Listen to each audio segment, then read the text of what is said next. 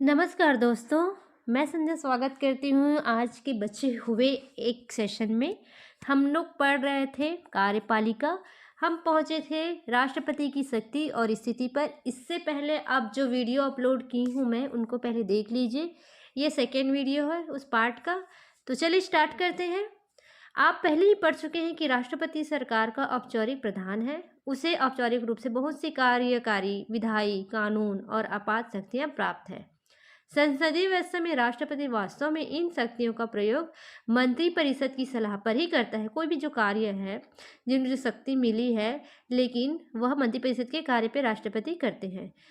प्रधानमंत्री और मंत्रिपरिषद को लोकसभा के बहुमत प्राप्त होता है और वे वास्तविक कार्यकारी हैं। अधिकतर मामलों में राष्ट्रपति को मंत्रिपरिषद की सलाह माननी पड़ती है। ये नेहरू जी लिखे हैं। हमने राष्ट्रपति को कोई वास्तविक शक्ति नहीं दी है, लेकिन उसके पद को प्रभुत्वपूर्ण और गरिमामय बनाया है। संविधान उसे ना तो वास्तविक कार्यकारी बनाना चाहता है और ना ही एकदम नामपत्र का प्रधान।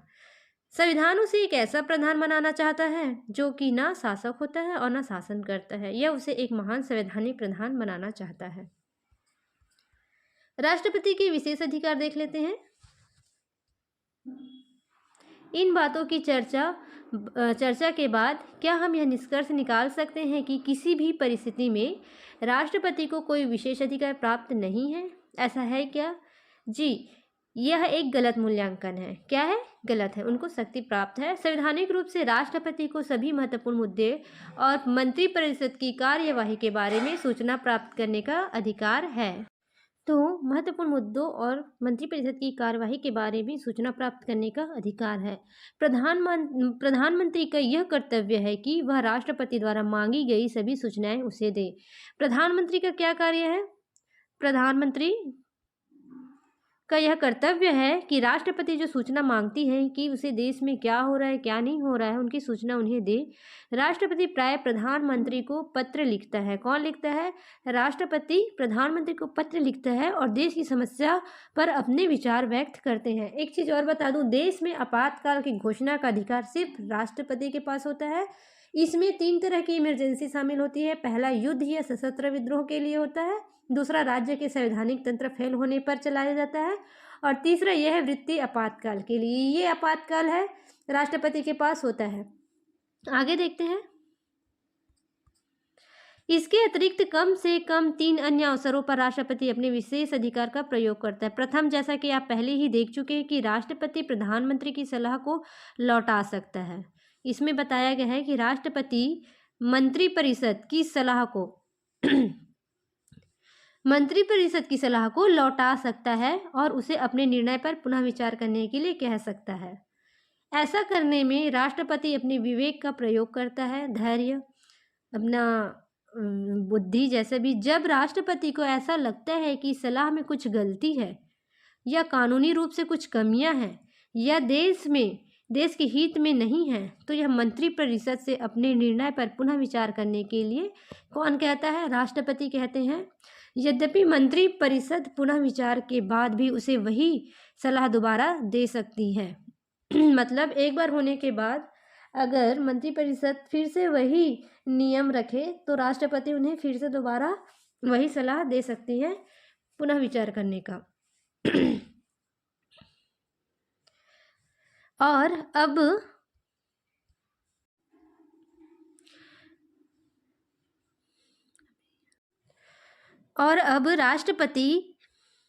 राष्ट्रपति उसे मानने के लिए बाध्य भी होगा।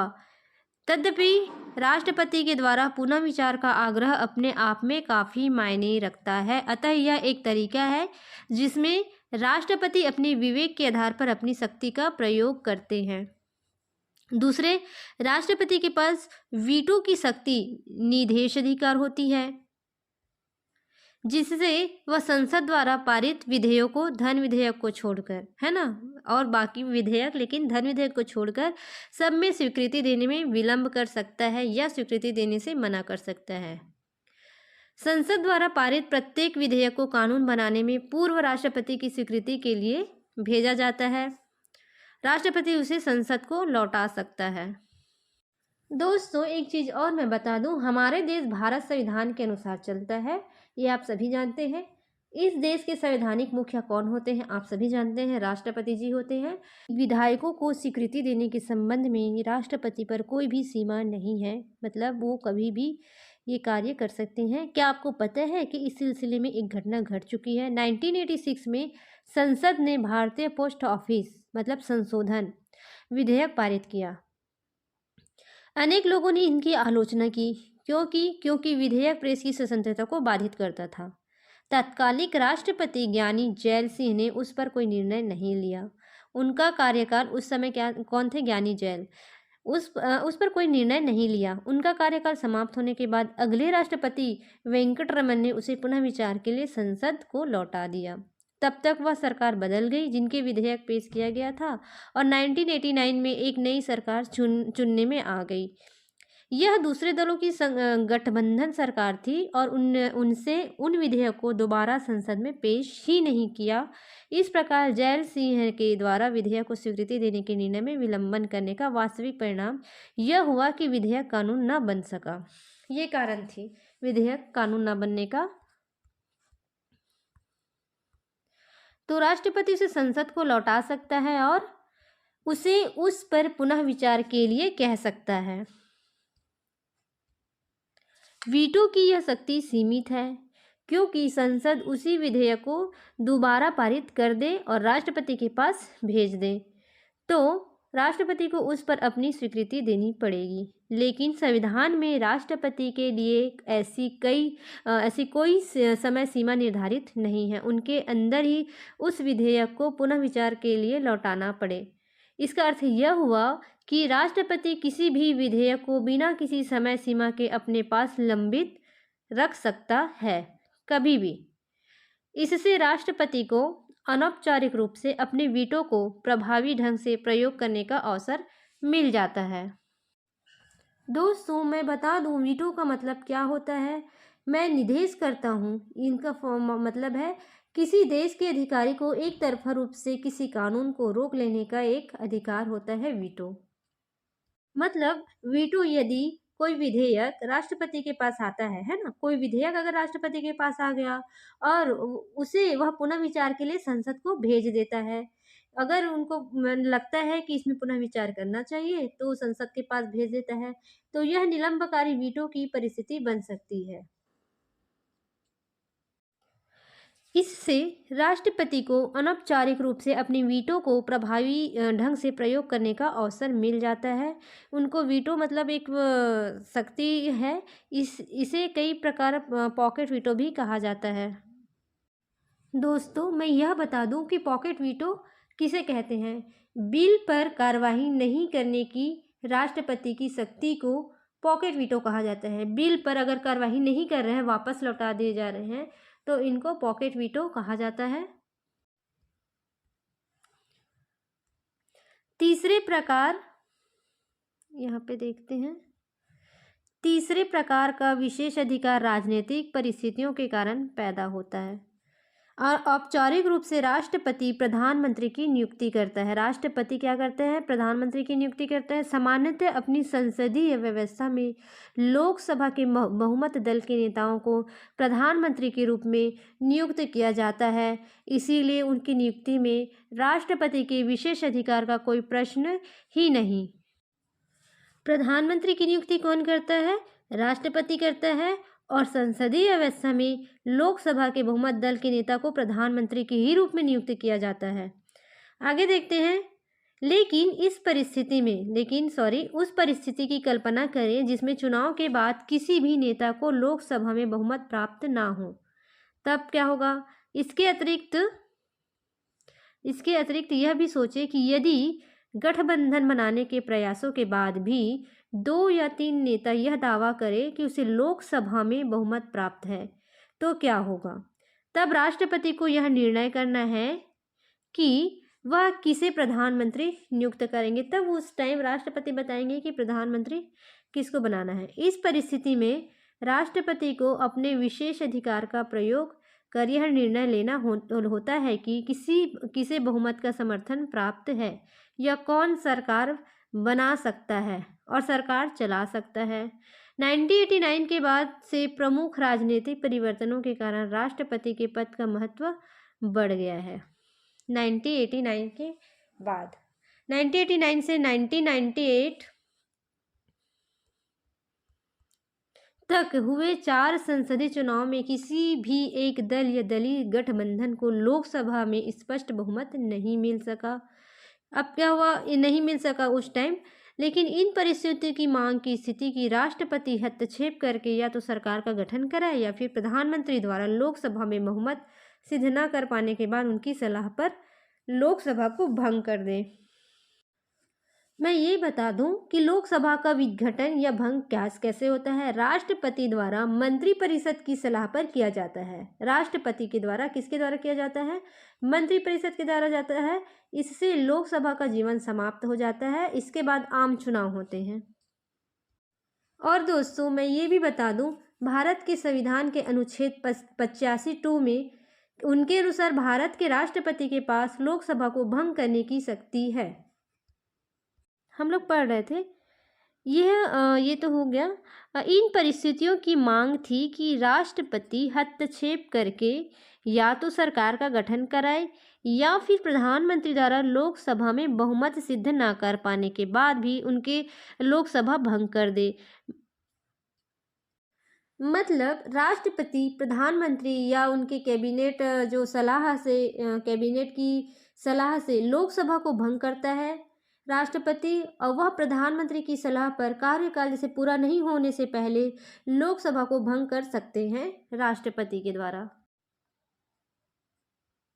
अतः यह कहा जा सकता है कि राष्ट्रपति का विशेष अधिकार राजनीतिक परिस्थितियों पर आधारित होता है। जब सरकार स्थायी ना हो और संगठन सरकार सत्ता में हो तब राष्ट्रपति के हस्तक्षेप की संभावनाएं बढ़ सकती है। राष्ट्रपति मुख्यतः औपचारिक शक्ति वाला पद है।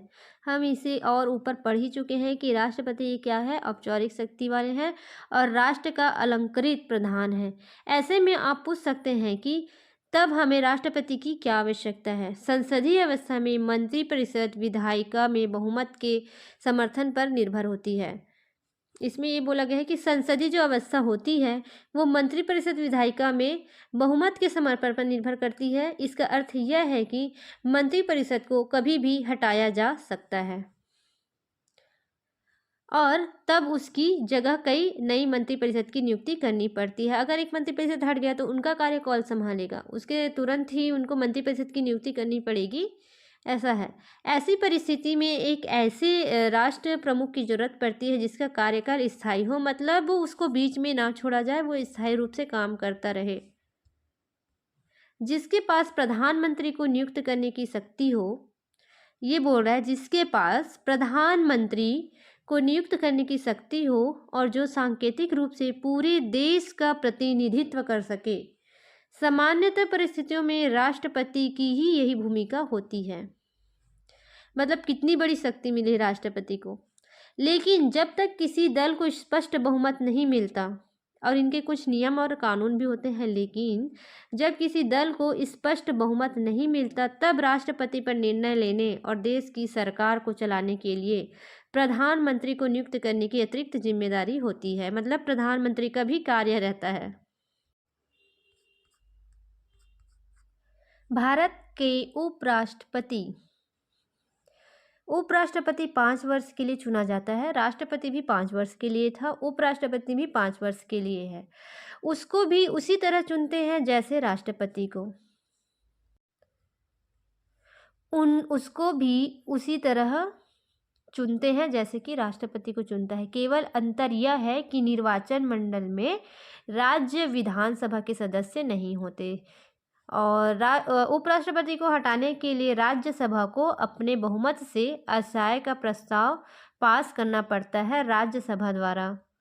मतलब यह है कि उपराष्ट्रपति को राज्य परिषद मतलब राज्यसभा के एक प्रस्ताव द्वारा पद से हटाया जा सकता है, जो उस समय उपस्थित सदस्य के बहुमत से पारित होता है। साथ ही लोकसभा की सहमति आवश्यक होती है अगर उपराष्ट्रपति को हटाना है। यहाँ पे दिया गया है कि राज्यसभा राज्यसभा को अपने बहुमत से प्रस्ताव पास करना पड़ता है और इसमें लोकसभा की सहमति लेनी पड़ती है अगर उपराष्ट्रपति को हटाना है तो। उपराष्ट्रपति राज्यसभा का पदेन अध्यक्ष होता है। उपराष्ट्रपति क्या होता है? राज्यसभा का पदेन अध्यक्ष होता है। और राष्ट्रपति की मृत्यु, मान लो जब राष्ट्रपति की मृत्यु हो गया, त्यागपत्र, महाभियोग द्वारा हटाए जाने या अन्य किसी कारण से रिक्त होने पर कार्यवाहक राष्ट्रपति का काम करता है। कौन करता है? उपराष्ट्रपति करता है। मान लो राष्ट्रपति की मृत्यु हो गई या त्यागपत्र दे दिए या महाभियोग द्वारा हटाया गया है राष्ट्रपति को, तो उनकी जगह कौन कार्य करेगा? उपराष्ट्रपति कार्य करेगा। उपराष्ट्रपति तभी तक कार्यवाहक राष्ट्रपति के रूप में काम करता है जब तक कोई नया राष्ट्रपति नहीं चुन लिया जाता। फखरुद्दीन अली अहमद की मृत्यु के बाद बीडी जत्ती तब तक कार्यवाहक राष्ट्रपति के रूप में काम कर रहे थे जब तक वो राष्ट्रपति की चुनाव नहीं हो गया।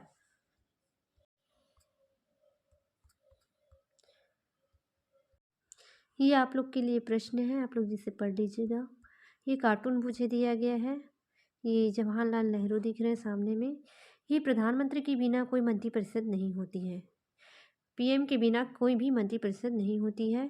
यह कार्टून बताता है कि किस तरह प्रधानमंत्री सग्राह का अगुवाई करता है। जैसे ये अगुवाई कर रहे हैं लोकसभा के पास जाकर। आगे देखते हैं प्रधानमंत्री और मंत्रिपरिषद, है ना। प्रधानमंत्री, भारत के प्रधानमंत्री पद का उल्लेख किए बिना भारतीय सरकार या राजनीति की कोई चर्चा नहीं हो सकती है। इसमें बोल रहे हैं कि भारत के प्रधानमंत्री पद का उल्लेख किए बिना, मतलब इनके पद को बिना बताए किसी भी भारतीय सरकार या राजनीतिक की कोई चर्चा नहीं हो सकती है। ऐसा क्यों होता है आप बताइए। इस अध्याय में आप पढ़ चुके हैं कि राष्ट्रपति केवल मंत्रिपरिषद की सलाह पर अपनी शक्तियों का प्रयोग करता है। हम ऊपर पढ़ा चुके हैं। प्रधानमंत्री इस मंत्रिपरिषद का प्रधान है। इसमें एक बार पढ़ लीजिए। प्रधानमंत्री जो होते हैं मंत्रिपरिषद का प्रधान है। अतः मंत्रिपरिषद के प्रधान के रूप में प्रधानमंत्री अपने देश की सरकार का सबसे महत्वपूर्ण पदाधिकारी हो जाता है। संसदीय शासन में यह जरूरी है कि प्रधानमंत्री को लोकसभा में बहुमत प्राप्त हो। संसदीय शासन में यह जरूरी है, प्रधानमंत्री लोकसभा का बहुमत प्राप्त होता है, इसीलिए प्रधानमंत्री को बहुत शक्तिशाली बना देता है। और प्रधानमंत्री बहुमत का समर्थन खो देता है, वह अपना पद खो देता है। प्रधानमंत्री बहुमत का समर्थन खो देता है, जैसे ही प्रधानमंत्री बहुमत का समर्थन खो देता है वह अपना पद भी खो देता है। मतलब प्रधानमंत्री बहुमत से अपना हर चीज़ खो देगा तो वह अपना पद से भी हाथ धो बैठेगा, ऐसा है। स्वतंत्रता के बाद कई वर्षों तक कांग्रेस पार्टी का लोकसभा में बहुमत बना रहा। मतलब जब भारत में स्वतंत्रता आई तब वर्षों तक कांग्रेस पार्टी का लोकसभा में बहुमत बना रहा, जिससे उसी का नेता प्रधानमंत्री बनता रहा। लोकसभा में बहुमत प्राप्त किसको होता है? प्रधानमंत्री को होता है। 1989 में अनेक ऐसे अवसर आए जब लोकसभा में किसी भी दल को बहुमत नहीं मिला। इसमें बोल रहे हैं 1989 में ऐसे भी अवसर आए हैं जो लोकसभा में बहुमत का दल नहीं मिला। अनेक राजनीतिक दलों को तालमेल कर गठबंधन बनाना पड़ा, जिसे लोकसभा में बहुमत प्राप्त हो गया। इस परिस्थिति में जो नेता सहयोगी दलों को अधिकतर स्वीकार होता है वह प्रधानमंत्री बनता है। देखिए प्रधानमंत्री कैसे बनते हैं। प्रधानमंत्री बनते हैं अनेक राजनीतिक दलों को तालमेल कर गठबंधन बनाना पड़ा और लोकसभा में बहुमत प्राप्त होते हैं। इस परिस्थिति में नेता सहयोगी दलों को अधिकतर स्वीकार होता है और वह प्रधानमंत्री बनता है। औपचारिक रूप से जिस नेता को लोकसभा में बहुमत का समर्थन प्राप्त होता है राष्ट्रपति उसे प्रधानमंत्री नियुक्त कर देता है। सीधी सी बात है। औपचारिक रूप से नेता को लोकसभा से, है ना, लोकसभा से यहाँ पे दिया है, लोकसभा में बहुमत का समर्थन प्राप्त हो, अगर लोकसभा में बहुमत का समर्थन प्राप्त हो तो राष्ट्रपति क्या करते हैं, उन्हें प्रधानमंत्री नियुक्त कर देते हैं। प्रधानमंत्री तय करता है कि उसे मंत्रिपरिषद में कौन लोग मंत्री होंगे। मतलब अब प्रधानमंत्री कह पीएम मोदी है ना, तो वो निर्णय करेगा कि हमारे मंत्रिपरिषद में कौन कौन मंत्री होंगे। प्रधानमंत्री विभिन्न मंत्रियों में पद स्तर और मंत्रालयों का आवंटन भी करता है।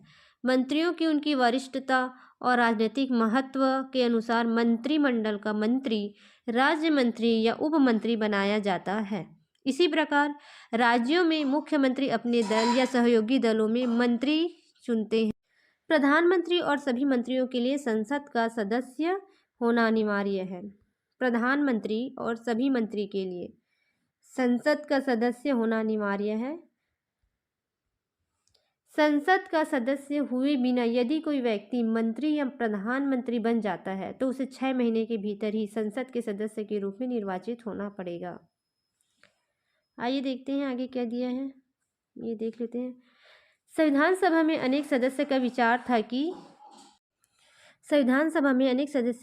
था कि मंत्रियों का चयन विधायिका को करना चाहिए, ना कि प्रधानमंत्री या मुख्यमंत्री को। संविधान सभा में अनेक सदस्यों का यह विचार था कि मंत्रियों का चयन कौन करेगा, विधायक करेगा, ना कि प्रधानमंत्री, ना ही मुख्यमंत्री। मेरे दृष्टिकोण से प्रांतों के लिए वह विश्व प्रणाली सर्वोत्तम व्यवस्था है जिसमें विधायिका कार्यपालिका को एक निश्चित समय के लिए चुनती है। एकल संक्रमणित मत प्रणाली वह सर्वोत्तम व्यवस्था है जो कार्यपालिका की नियुक्ति के लिए प्रयोग की जा सकती है, क्योंकि इनमें सभी हितों का प्रतिनिधित्व होगा और विधायिका का कोई भी दल या समूह ना कर सकेगा, इसकी प्रतिनिधित्व नहीं है। ये लिखे हैं बेगम एजाज रसूल ने संविधान सभा के वाद विवाद 1947 17 जुलाई को। मंत्रिपरिषद का आकार। संविधान के 91वें संशोधन अधिनियम 2003 के पहले की बात कर रहे हैं। मंत्रिपरिषद का आकार समय की मांग और परिस्थितियों के अनुरूप तय किया जाता था, लेकिन ऐसे में मंत्रिपरिषद का आकार बहुत बड़ा हो जाता था। इसके अतिरिक्त जब किसी दल को स्पष्ट बहुमत नहीं मिलता था तब वह संसद के अन्य सदस्यों को मंत्री पद का लालच देकर समर्थन हासिल करने की कोशिश की जाती थी, क्योंकि वह तब मंत्रिपरिषद की सदस्य संख्या पर कोई प्रतिबंध नहीं था उस टाइम। यह अनेक राज्यों में भी हो रहा था, जहाँ यहाँ हो रहा था वैसे ये बहुत सारे राज्यों में हो रहा था। अतः संविधान का संशोधन करके यह व्यवस्था की गई कि मंत्रिपरिषद के सदस्य की संख्या लोकसभा या राज्यसभा विधानसभा में सभा की कुल सदस्य संख्या के 15% से अधिक ना हो। जब वोट मिले तो 15% से अधिक ना हो। आगे देखते हैं। विधायिका वाले अध्याय में आप विस्तार से उन तारीखों के बारे में भी पढ़ेंगे जिनसे संसद कार्यपालिका को नियंत्रित करती है, लेकिन हमें याद रखना चाहिए कि संसदीय शासन की सबसे बड़ी विशेषता यह है कि कार्यपालिका सशक्त रूप से विधायिका के नियंत्रण और देखरेख में रहती है। मंत्रिपरिषद लोकसभा के प्रति सामूहिक रूप से उत्तरदायी है। इस प्रावधान का अर्थ यह है कि जो सरकार लोकसभा में विश्वास खो देती है उसे त्यागपत्र देना पड़ता है। मतलब यह रहा कि विधायिका कार्यपालिका को नियंत्रण करती है, और लेकिन संसदीय शासन की बड़ी विशेषता यह है कि कार्यपालिका होती है वो विधायिका के नियंत्रण और देखरेख में रहती है। अगर मंत्रिपरिषद लोकसभा के प्रति उत्तरदायी होते हैं, अगर लोकसभा से विश्वास खो देती है मंत्रिपरिषद तो उनको त्यागपत्र देना पड़ता है। इस सिद्धांत के अनुसार मंत्रिपरिषद संसद की एक कार्यकारी समिति है। इस सिद्धांत के अनुसार जो है मंत्रिपरिषद है वो संसद की एक कार्यकारी समिति है। वह संसद के प्रतिनिधित्व के रूप में सामूहिक रूप से शासन करती है। सामूहिक उत्तरदायित्व मंत्रिमंडल की एकजुटता के सिद्धांत पर आधारित है। इसकी भावना यह है कि यदि किसी एक मंत्री के विरुद्ध भी अविश्वास प्रस्ताव पारित हो जाए तो संपूर्ण मंत्रिपरिषद को त्यागपत्र देना पड़ता है।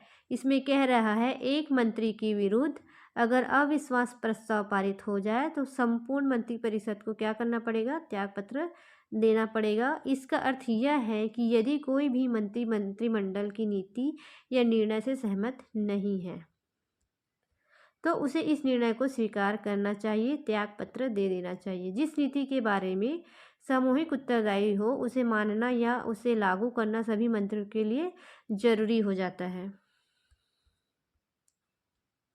आगे देखते हैं।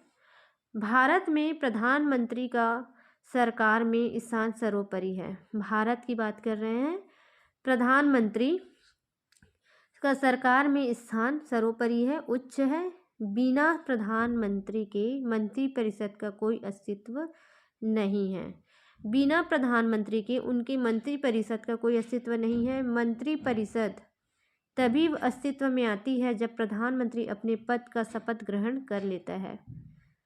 ये आप समझ सकते हैं। प्रधानमंत्री की अगर मृत्यु या त्यागपत्र से पूरी मंत्रिपरिषद ही भंग हो जाती है। यदि प्रधानमंत्री की मृत्यु हो गई या प्रधानमंत्री त्यागपत्र दे दिया तो पूरे मंत्रिपरिषद भंग हो जाएगी। जबकि किसी मंत्री की मृत्यु या हटाए जाने या त्यागपत्र के कारण मंत्रिपरिषद में केवल एक खाली स्थान ही होता है। मतलब अगर सारे मंत्रिपरिषद प्रधानमंत्री से जुड़े हुए हैं, प्रधानमंत्री की मृत्यु हो गई या फिर त्यागपत्र दे दिया तो मंत्रिपरिषद तो भंग तो हो ही जाएगी। लेकिन अगर मंत्रिपरिषद में कोई एक सदस्य त्यागपत्र दे दिया या फिर उनकी मृत्यु हो गई तो केवल एक ही पद खाली होगा, ये बता रहे हैं।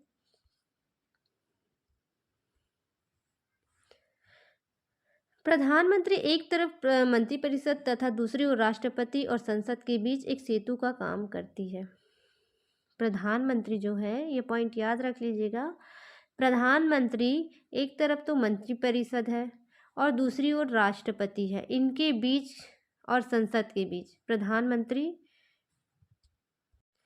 प्रधानमंत्री एक तरफ तो मंत्रिपरिषद तथा दूसरी ओर राष्ट्रपति और संसद के बीच क्या करती है? सेतु का काम करती है। इसी भूमिका के कारण पंडित नेहरू ने प्रधानमंत्री को सरकार की केंद्रीय धुरी की संज्ञा दी है। ये इम्पोर्टेंट पॉइंट है, आप याद रख लीजिएगा। इसी भूमिका के कारण, यहाँ पे देखते हैं, इसी भूमिका के कारण पंडित नेहरू ने प्रधानमंत्री को सरकार की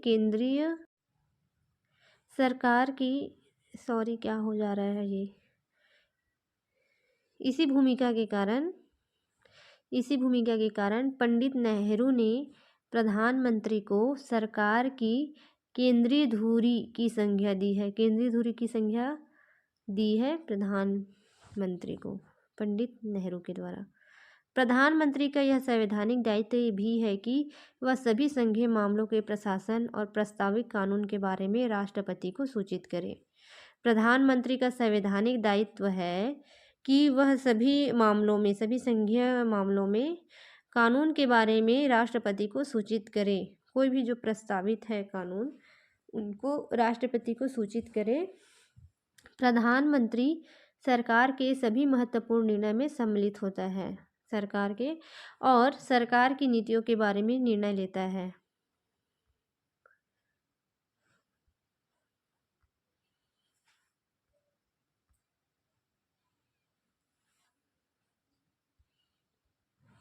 इस प्रकार प्रधानमंत्री की शक्तियां के अनेक स्रोत हैं, जैसे मंत्रिपरिषद पर नियंत्रण प्रधानमंत्री करता है, लोकसभा का नेतृत्व कौन करता है? प्रधानमंत्री करता है।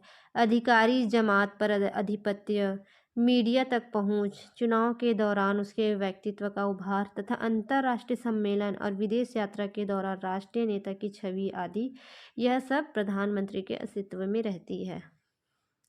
ये वाला पॉइंट। लेकिन प्रधानमंत्री की शक्तियां और उनका प्रयोग तत्कालीन राजनीतिक परिस्थिति पर निर्भर करती है।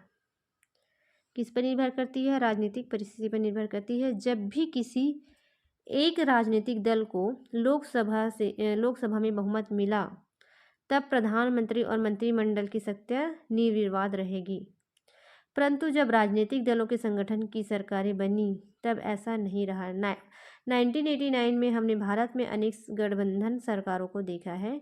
इनमें से कई सरकारें लोकसभा की पूरी अवधि के लिए सत्ता में न रह सकी। बहुमत समाप्त होने के कारण उन्हें त्यागपत्र दे दिया या फिर हटा दी गई। इन घटनाओं में संसदीय शासन का कामकाज प्रभावित हुआ है।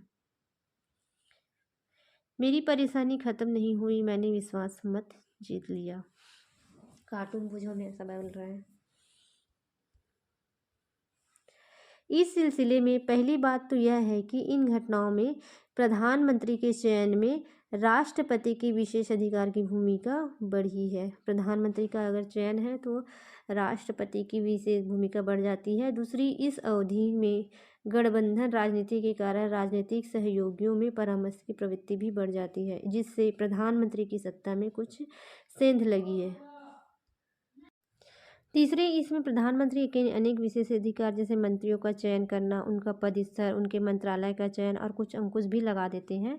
चौथे में है प्रधानमंत्री सरकार की नीतियों और कार्यक्रम को भी अकेले तय नहीं कर सकता। चुनाव के पूर्व या चुनाव के बाद विभिन्न विचारधारा वाले राजनीतिक दल सहयोग करके सरकार बनाते हैं और इन दलों के बीच काफ़ी बातचीत और समझौते और नीतियां बन जाती है। इसी पूरी प्रक्रिया में प्रधानमंत्री को एक नेता और अधिक एक मध्यस्थ की भूमिका निभानी पड़ती है। कुछ बदलाव के साथ उन राज्यों में भी ठीक उसी तरह की लोकतांत्रिक कार्यपालिका होती है। सबसे महत्वपूर्ण अंतर यह है कि राज्य में एक राज्यपाल होता है जो केंद्रीय सरकार की सलाह पर राष्ट्रपति के द्वारा नियुक्त किया जाता है। राज्यपाल किसके द्वारा नियुक्त किया जाता है, यहाँ पे पढ़ लीजिए, राष्ट्रपति के द्वारा नियुक्त किया जाता है। किसके लिए? केंद्रीय सरकार की सलाह पर। केंद्र की जो सरकार हैं वो सलाह पर राष्ट्रपति द्वारा नियुक्त किया जाता है। यद्यपि प्रधानमंत्री की ही तरह मुख्यमंत्री भी विधानसभा में बहुमत दल का नेता होता है। एक बार और पढ़ लेते हैं, इम्पॉर्टेंट है। यहाँ पे सबसे महत्वपूर्ण अंतर यह रहता है कि एक राज्यपाल होता है सभी राज्य में और केंद्र सरकार के माध्यम से उनकी सलाह से राष्ट्रपति नियुक्त करता है। प्रधानमंत्री की तरह भी मुख्यमंत्री भी विधानसभा में बहुमत दल प्राप्त करता है, वो उनका नेता होता है। इन पर राज्यपाल के पास ज़्यादा विवेकाधीन शक्तियाँ होती है। बहरहाल राज्य के स्तर पर भी संसदनात्मक व्यवस्था के प्रमुख सिद्धांत लागू है। कहाँ पहुँचे, क्या समझे, ये आप लोग देख लीजिएगा। मान लीजिए कि प्रधानमंत्री को मंत्रिपरिषद का गठन करना है तो वह क्या करेगा? विभिन्न विषयों में विशेषज्ञ का चयन केवल अपनी पार्टी के लोगों का चयन करेगा, केवल व्यक्तिगत रूप से निष्ठावान और विश्वसनीय लोगों का चयन करेगा, केवल सरकार को समर्थन का चयन। मंत्री बनने का होड़ में शामिल व्यक्तियों राजनीतिक ताकत का अंदाजा लगाकर उनका चयन करेगा। तो आप लोग देख लीजिए इसको। स्थायी कार्यपालिका या नौकरशाही। स्थायी कार्यपालिका पढ़ते हैं जिसको हम नौकरशाही भी कहते हैं। हमने अस्थायी कार्यपालिका के बारे में पढ़ा। अब स्थायी कार्यपालिका क्या है, एक यहाँ पे क्वेश्चन दिया गया है।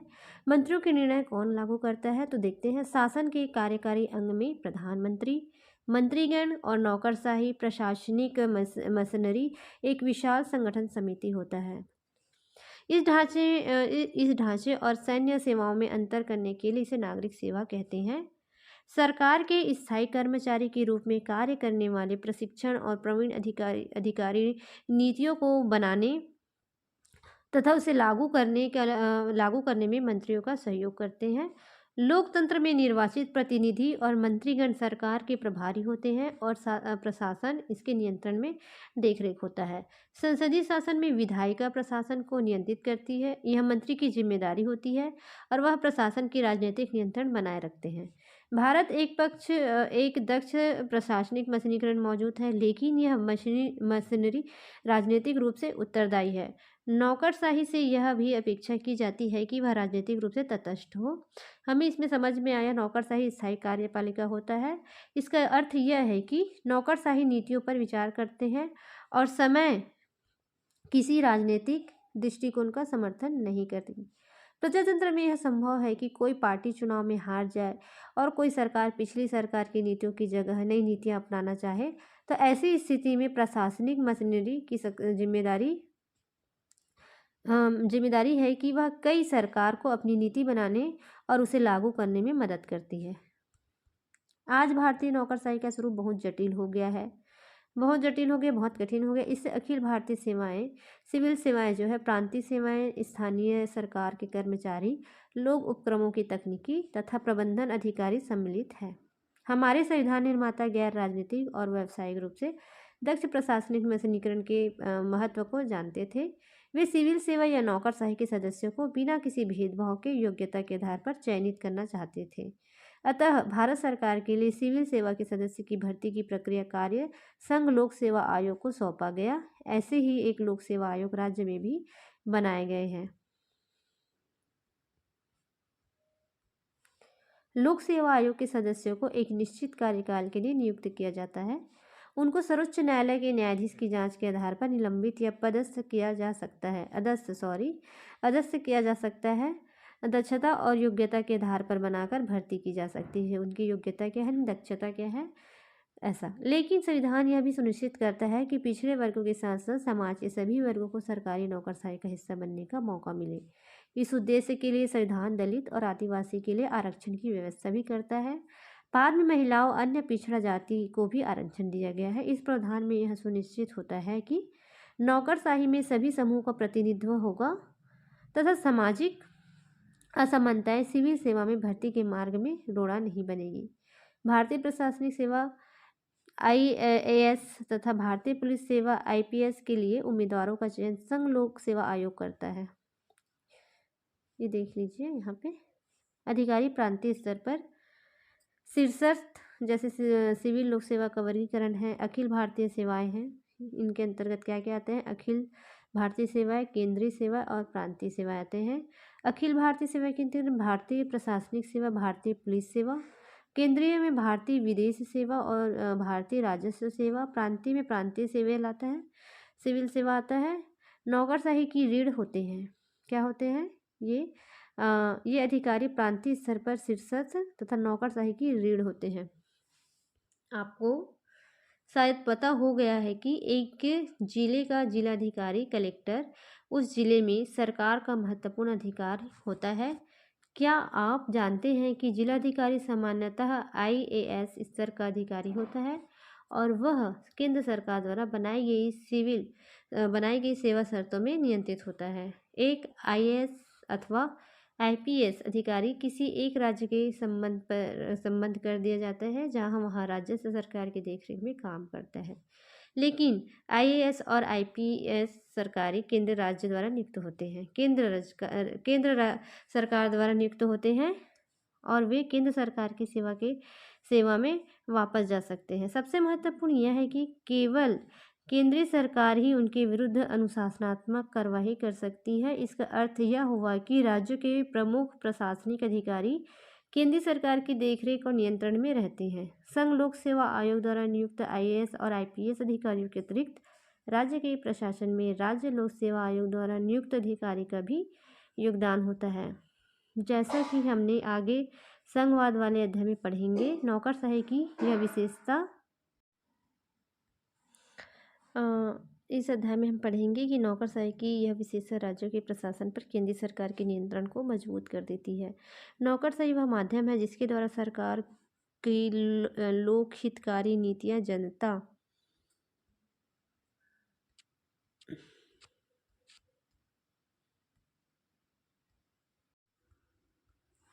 तक पहुंचती है।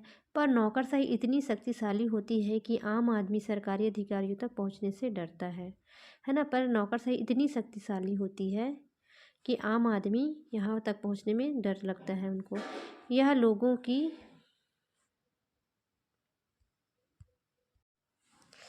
लोगों की आम अनुभव है कि नौकरशाही सामान्य नागरिकों की मांग और आशाओं के प्रति संवेदनशील नहीं होती।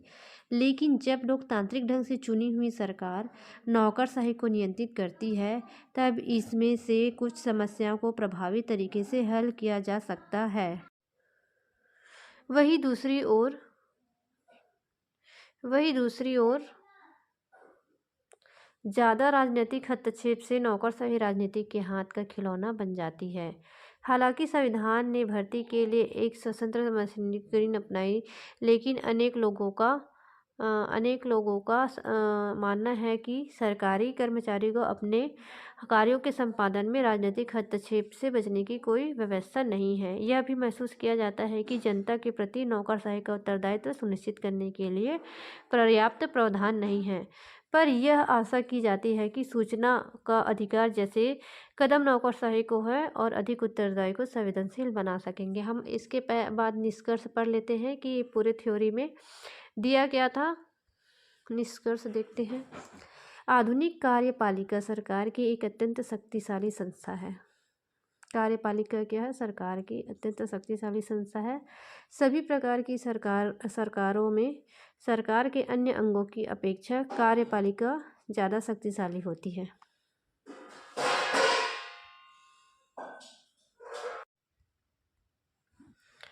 सभी प्रकार की सरकारों में सरकार के अन्य अंगों की अपेक्षा कार्यपालिका की शक्ति ज़्यादा होती है। इससे कार्यपालिका पर लोकतांत्रिक नियंत्रण की आवश्यकता बढ़ जाती है। हमारे संविधान निर्माता की यह दूरदृष्टि थी कि उन्होंने कार्यपालिका को विधायिका के नियमित नियंत्रण और देखरेख में रखा। कार्यपालिका को विधायिका के नियमित इस प्रकार एक संसदीय कार्यपालिका का चयन किया गया। समय समय पर होने वाले चुनाव, व्यक्ति के प्रयोग पर संवैधानिक अंकुशों और लोकतांत्रिक नीतियों ने यह सुनिश्चित किया है कि भारत में कार्यपालिका अनुत्तरदायी न होगी। ये हमारा चैप्टर यहीं पे समाप्त होता है। आपको अगर समझ में आया मेरा चैप्टर तो आप लोग मेरे चैनल को लाइक, सब्सक्राइब, शेयर कर दीजिएगा। मिलते हैं नेक्स्ट वीडियो में। तब तक शुभ रात्रि।